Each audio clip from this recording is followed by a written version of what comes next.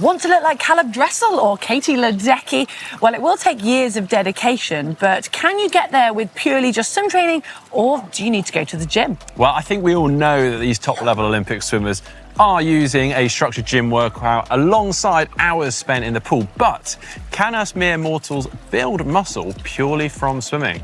Well, it's time we find out.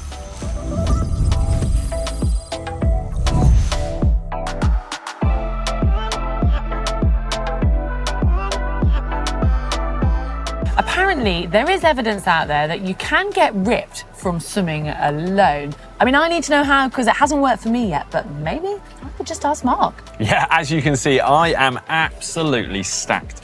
In all seriousness though, Heather and I did swim from a very young age, and we weren't, well, I definitely wasn't going to gym from a young age, but I did have more muscle than my peers or my classmates at the time, so I was clearly getting that from the swimming. Yeah, which can sound a little confusing because swimming is sort of as a non-weight bearing sport. You've got the effects of gravity dampened because you're in the water floating. But obviously when you're spending that many hours doing something, you are going to naturally build muscle. But none of us now have 20 plus hours a week to get in the pool. So the question is, can you actually build muscle with limited time spent swimming? Well, due to the viscosity of water, which obviously we can curse on our bad days as it feels like treacle, you are working with resistance. In fact, water is 784 times more dense than air. So by working against that resistance, you are going to be working your muscles harder, and that's going to promote more muscle cells to develop. Well, we usually think of strength training as that more explosive style of work. And if you took that to running, you'd be looking at doing things like hill reps or sprints or maybe even pushes with the sled. But in swimming, you don't have so many options. However, the fact that it's non-weight bearing means you can do it far longer. You can repeat the movement more times with less chance of injury. In fact, most of your swimming, or the majority, is going to be spent aerobic, but that is still actually going to be building you strength in your muscles.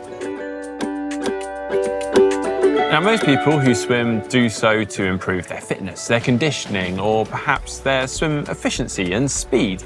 But if, however, your aim is to build muscle, well, we actually have some exercises dedicated to that cause. Oh, and also inadvertently, will probably help you to swim faster, because normally a stronger swimmer is a faster swimmer with the correct technique.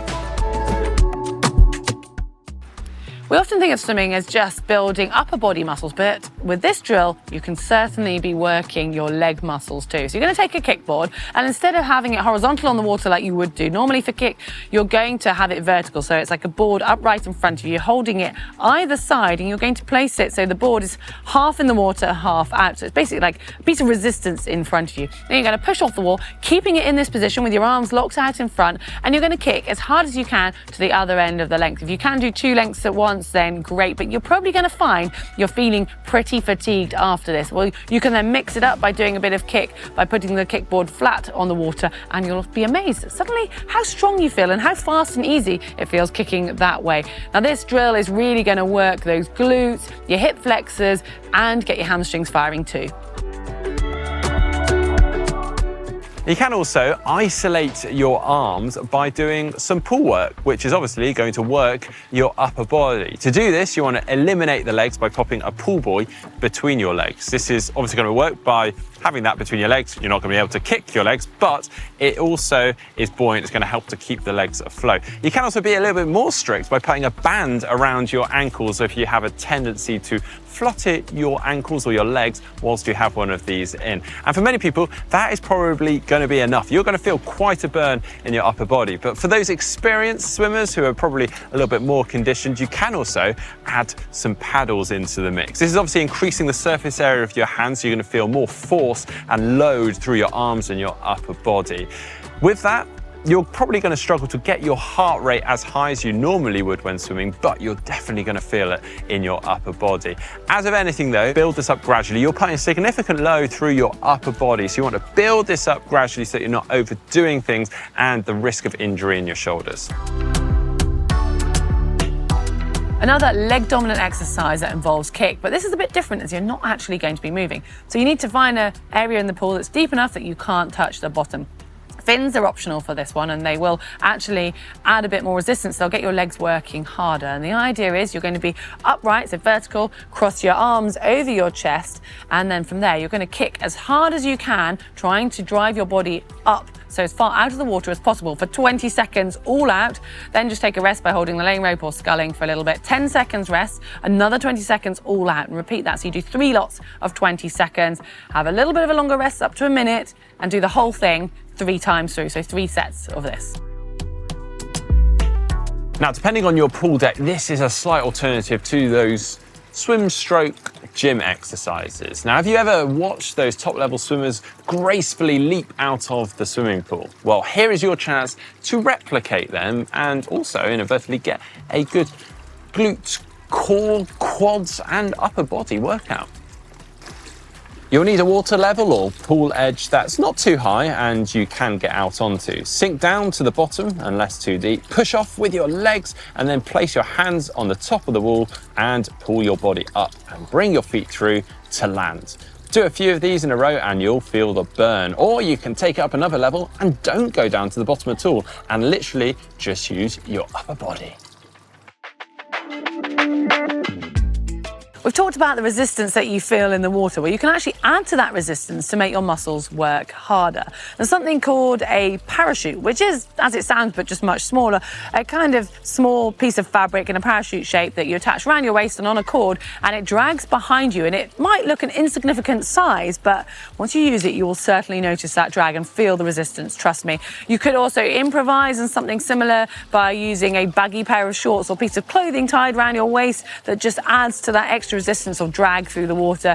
Or if you're training with a squad, you might even have the option to have a play around with bungee cords which attach onto the block, and you swim out as far as you can until you stop moving. Try and hold that for 10 to 20 seconds, and then you get the fun bit when you get pulled back in.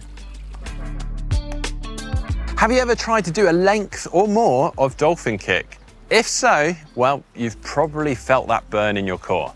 Now, this is a great exercise and you can actually pop some fins on to allow you to get a little bit further. You can have your arms either relaxed by your side or extended above your head. Concentrate on kicking from the hips, pushing them up towards the sky on each kick. You'll feel the glutes firing as well as the core. We've not really addressed the core. I mean, all the exercises we've covered so far are going to help you engage it, but this one is really going to bring focus to the area. The L-shaped kick is going to have your abs on fire in no time. So hold on to the kickboard close and in your lap whilst floating as though you're sat in a chair. Keep your torso upright, and then you're going to straighten your legs so they're horizontal. You're basically making an L shape with your body. Once in position, kick your legs and push yourself down the length backwards. Make sure to try and keep that torso upright, as that's where the resistance is coming from.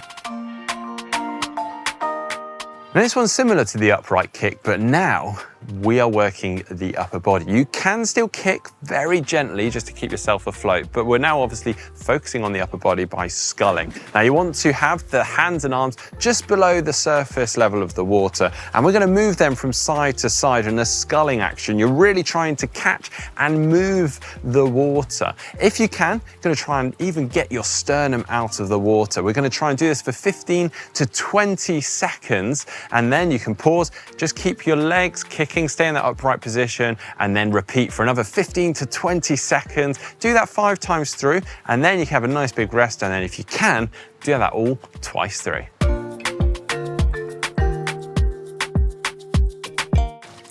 It seems it's time to go and cancel that gym membership. The swimming pool? Here we come. I hope you've enjoyed it. Let us know if you've tried any of these exercises and you really start to feel the burn, or how swimming helps you develop your muscles. Do that in the comments section below, and whilst you're there, give us a like and remember to click on the globe and subscribe to GTN.